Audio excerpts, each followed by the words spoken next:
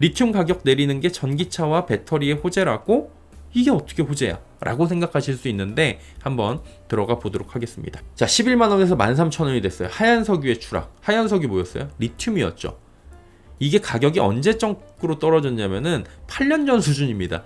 테슬라가 모델 3 공개했을 당시 수준까지 떨어졌고, 이게 아이오닉 공개할 때 그때 수준까지 떨어졌어요. 그때 수준의 지금 전기차 상황은 아닌데, 수요가 그때는 아닌데 확 떨어진 거죠. 근데 지금 뭐냐면은 리튬 가격이 더 내려가야 캐즘이 거쳐 역설적으로 밸류체인이 전반적으로 되살아난다. 이게 어떤 논리인지를 좀 설명을 해드릴게요. 리튬은 그동안의 가격이 천정부지로 뛰었죠. 그래서 하얀 석유로 불리고선 막 너도 나도 리튬 사재기하고, 광물이고 그러다 보니까 원자재다 보니까 투기 수요가 붙어요. 그래서 상승을 할 때는 가파르게 상승을 합니다. 원래 원자재가 이래요. 그래가지고 선물 가격이 엄청나게 치솟고 막 난리도 아니게 올라가고 그런 부분이 있다가, 이게 투기 수요가 빠지고 나면 일시에 또 빠져내려가고, 그때 맞춰갖고 뭐 캐즘도 일어나고 막 이러면서 지금 빠졌어요.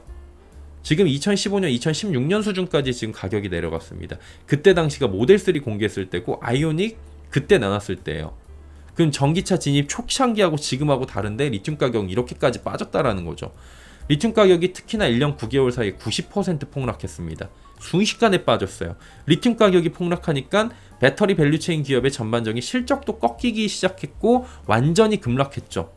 이게 완전히 크게 한몫을 한 거예요. 리튬은 배터리 핵심 소재인 양극재 원가의 40% 차지를 합니다. 양극재는 배터리 원가의 40%고 배터리는 전기차 원가의 40%죠. 그럼 리튬 가격 폭락은 밸류체인 전반적으로 타격을 줄 수 있게 되는 거예요. 근데 하지만 업계에서는 리튬 가격이 이 정도 떨어져도 괜찮고 더 떨어지면 더 좋다, 뭐 이런 얘기들을 하고 있어요.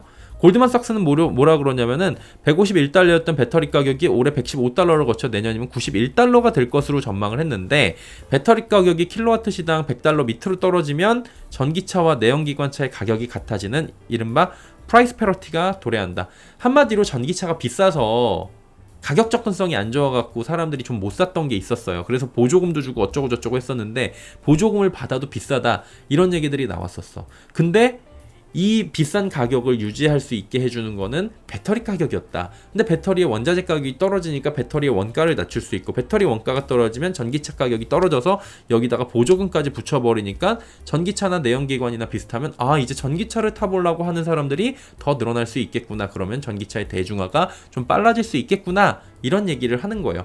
근데 우리가 궁금한 건 여기서 나오는 거죠. 왜? 우리가 알고 있기로는 리튬 가격 떨어지면은 좋을 게 하나도 없다는 건데? 그쵸. 가격 접근성이 좋아져가지고 전기차 수요가 늘어나면서 자연히 캐즘이 거치고 본격적인 전기차 대중화 시대가 열릴 것이라고 얘기를 해요.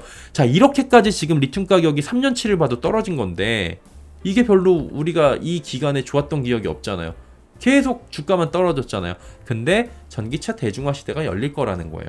그러면 주가나 아니면 얘네들의 이익은 어떻게 되냐를 우리가 궁금해 돼야 되는 거예요. 왜? 우리가 알고 있던 것과는 조금 다를 수 있는 거죠.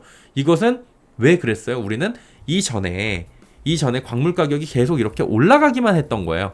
올라가기만 하면서 주가 상승만 느꼈다가 이제 광물 가격이 내려가는 추세가 지금 지속이 되고 있잖아요.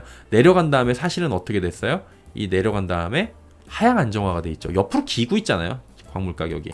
이런 상황을 본 거예요. 올라가다가 내려가다가 이제 광물 가격이 기어다니고 있는, 옆으로 개걸음 장세가 나오고 있는 이 시대를 우리는 아직 경험을 못 해봐서 그래요. 쉽게 이야기하자면 광물은 똑같아요. 싸게 사놓은 게 가격이 오르면 개이득인 겁니다. 내가 지금 요때 50원에 샀어요. 50원에. 요때 이제 50원에 샀는데 요렇게 여기 2배로 올랐어요. 100원에 올랐어. 그럼 팔면 어떻게 돼요? 거기서 50원에 산 거 가지고 만드는 건 50원짜리인데 지금 시중 가격은 100원짜리 가격, 70원짜리 가격에 나가는 거니까 그 가격에 팔면 개이득인 거예요. 그래가지고 예전에 양극재 회사들이 주가가 이만큼 올라가고 양극재 가격들의 그 판가가 올라가면서 막 이익이 올라갔던 거죠.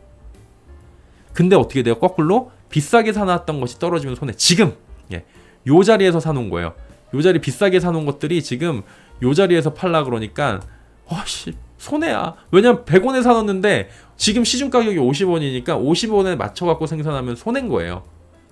지난해하고 올해 초에 이게 심화됐던 현상들이 이렇게 나타나는 거예요. 이거는 비단 여기만 나타나는 게 아니라 코로나 시국에 재밌는 거는 레오파드 개콘가? 하여튼 그런 도마뱀 같은 그 키우는 브리딩 번식업자들이 굉장히 많이 늘어났어요. 그래갖고 그 당시에 코로나에 할 게 없으니까 애완동물 가격이 천정부지로 분양 가격이 치솟았어요.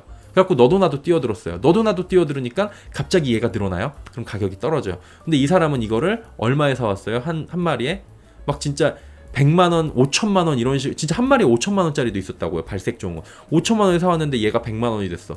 그럼 이 사람이 똑같이 된 거예요. 가격 비쌀 때 샀다가 지금 시중에 내놔서 분양가를 보니까 100만 원이 됐어요. 그럼 그만큼 손해보고 팔아야 되는 거예요. 지금 그 상황인 거예요. 그래서 이런 움직임의 상황을 우리가 잘 경험을 해보지 못했던, 쭉 올라가는 시대에 살다가 쭉 내려오는 시대만 살다가 이제 개걸음 장세 시대에 사니까 조금 헷갈릴 수 있다라는 거예요. 근데 메커니즘이 이거예요. 싸게 사서 비싸게 팔 수 있으면 땡큐. 비싸게 사갖고 싸게 파는 시기가 왔다? 그러면은 아우 큰일 났다. 이런 거예요. 그럼 뭐예요? 싸게 사서 싸게 팔면 그것도 이득이에요. 어디? 여기. 싸게 사갖고 여기서 사서 요 자리에서 사가지고 똑같은 가격, 비슷한 가격 여기서 팔면은 요것도 이득이다. 왜 이득이냐? 이 마진을 붙여서 파니까요. 50원짜리 우리가 가공해갖고 50원에 팔아 아니거든요. 가격 가격이나 마진 가격을 붙이거든요. 권장 가격이 있으니까. 마진을 붙으면 그대로 이득이에요. 그러면은 광물 가격이 내려가면 일단 재고 물량에 대한 손실이 와요. 광물 가격이 내려가면. 근데 리튬이나 메탈 가격이 마냥 하락만 하는 건 아니라는 거죠. 그래서 이것들의 가격이 보합권만 유지되고 안정화되면서 시간이 지나면 재고 손실분이 사라져요. 지금 올 2분기에 기업들이 컨퍼런스 콜에서 얘기했던 게 재고 자산의 손실분이 지금 많이 사라졌고 오히려 환입됐잖아요. 너무 싸게 잡아놨던 것들이 이제 비싸게 잡으니까 마이너스 날 거라는 게 적자 날 거라 그런 게 흑자가 난 게 에코프로 BM이었어요. 이런 식으로 보는 거예요. 재고 손실분이 사라지고 여기다가 마진 붙여서 팔면 이득이다 라고 하는 거죠. 리튬 가격 하락에 양극재 가격도 하락하고 배터리 가격도 내려가요. 그러면 자동차 가격도 내려가죠. 그럼 어떻게 되는 거예요? 즉 하락 재고 손실이 사라져요. 자동차 가격 낮출 요인이 발생하는 거죠. 그러면 자동차 가격이 더 저렴해지죠. 가격 접근성이 좋아지죠. 자동차 판매량이 늘어나죠. 결국 전기차뿐만이 아니라 판매량이 늘어난 배터리도 많아진다는 거잖아요. 셀, 소재 장비 업체들의 매출도 자연스럽게 전기차, 배터리, 그 다음에 배터리 안에 있는 뭐 셀사, 소재사, 장비사 이런 매출도 자연스럽게 늘어나는 구조로 가는 거예요. 그럼 매출이 증가되면 어떻게 돼요? 이익이 증가되는 구조다. 이렇게 보시면 되는 거예요. 이렇게 수요가 자연스럽게 늘어나면서 수요 증가에 따른 메탈 가격 상승이 일어나면 어떻게 되느냐? 싸게 사둔 메탈 가격이 비싸게 팔 수 있으니까 개이득. 그 사이에 규모의 경제가 나오죠. 이것들도 발전을 한단 말이에요. 규모의 경제가 일어나고 경제 그다음에 기술력이 발달하고 원가를 조금 낮추려고 하는 클로즈드 루프 시스템 뭐 이런 것들이 원가 경쟁력 가지려고 하는 거잖아요. 그런 것들이 지금 개발이 되고 있다라고 보면 되는 거예요. 즉 하락 재고 손실 사라지고 자동차 가격 낮출 요인들이 발생을 하는 거예요. 자동차 가격 저렴해지면 가격 접근성이 좋아지는 거고요. 자동차 판매량이 늘어지는 거고. 그럼 어떻게 돼요? 결국 전기차뿐만 아니라 셀, 소재, 장비 업체들도 늘어나고 그럼 이렇게 되면은 수요 증가에 따른 메탈 가격 상승이 일어나겠죠? 이거 일어나면 어떻게 돼요? 국내 기업들 다수는 이미 이러한 광물 가격 변동성에서 벗어나기 위해서 가격이 저렴한 시기에 니켈, 리튬, 광산, 염호 등을 직접 확보하고 나섰던 상황이에요.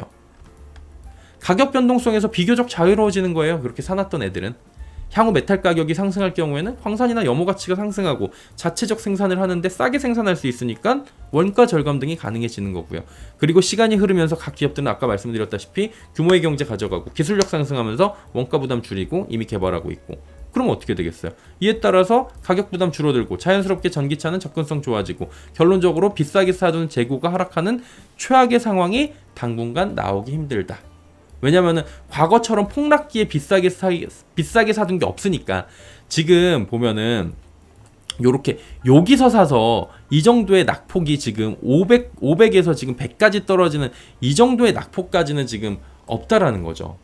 무슨 얘기인지 아셨죠? 500부터 100까지의 낙폭은 지금은 나올 수 있을 만한 이런 그 게이지가 없다라는 겁니다. 그래가지고 그 정도의 폭락은 나오기가 힘들다.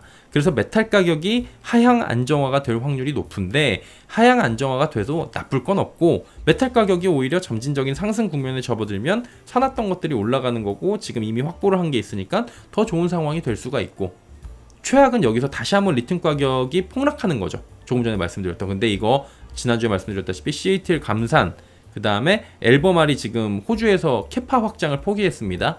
그리고 미국에서는 메탈 가격 보상 뭐 한다 뭐 이런 얘기들이 좀 있어요. 그럼 전기차 수요 악화 최악의 구간을 지났다는 평가에 따라서 해당 구간에서 심각한 가격 폭락을 통해 재고자산 평가 손실 등이 펼쳐지기는 쉽지 않을 것이다.